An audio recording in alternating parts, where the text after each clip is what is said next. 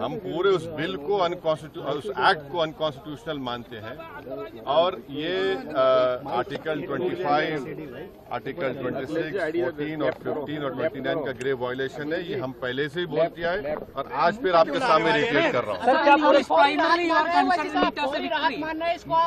No. See. Let us be very careful. The Honorable Supreme Court, as rightly pointed out by my counsel, Mr. Nizam Pasha, the Supreme Court has said that the Central Waqf Council and the State Waqf Boards will not be constituted.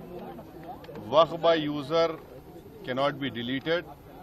Now, there are other provisions also which we as a party have come to the Honorable Supreme Court that calling it unconstitutional. Now, whenever it will be heard, our counsel, Mr. Nizam Pasha, on behalf of me, will be arguing it. As you know very well, that during the deliberations of the Joint Working Committee, I have given a Dyson report opposing all the amendments that were proposed by the government. And during the debate in the Parliament on the consideration or passing of that bill, I have opposed each and every amendment. I have called it unconstitutional. I still call this law as unconstitutional, as violating the fundamental rights of Article 14, 15, 25, 26 and 29.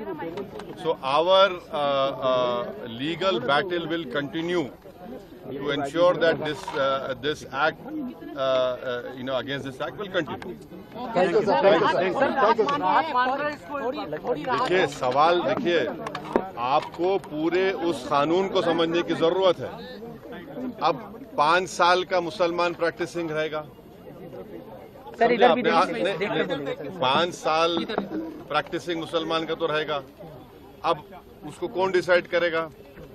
अब कोई महिला है उसको कौन decide करेगा? तो ऐसे कई उसमें जो अमेंडमेंट्स के जरिए लॉ बनाया गया है, हम उसके आज भी मुखालिफत कर रहे हैं और कल भी अपोज करते रहेंगे और लीगली हम सुप्रीम कोर्ट में चैलेंज किए।